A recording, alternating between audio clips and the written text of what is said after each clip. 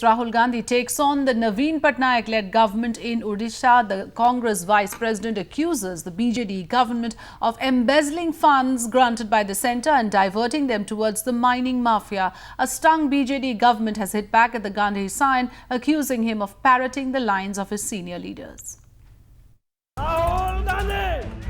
Rahul Gandhi making an aggressive electoral foray into Odisha.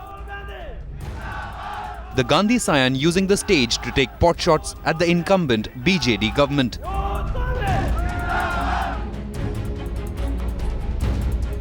आदिवासियों और दलितों पे जहां भी आप देखें प्रदेश में अत्याचार, स्कूल बंद पड़े हैं, स्कूल में अध्यापक नहीं है, हॉस्पिटल बंद पड़े हैं, हॉस्पिटल में डॉक्टर नहीं।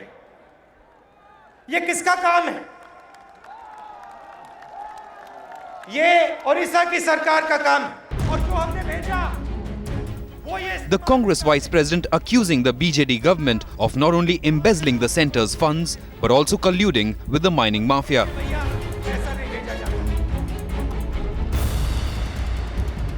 आपका पैसा लेती है और माइनिंग जो माफिया है उनको आपका पैसा दिलवाती।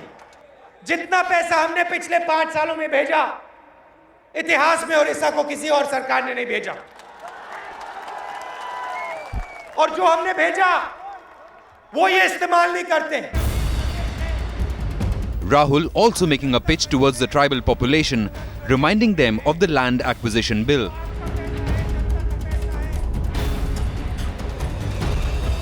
आदिवासियों की लड़ाई लड़ी और जो उनका हक था, उनकी जमीन थी, उनको हमने वापस दिलवाई।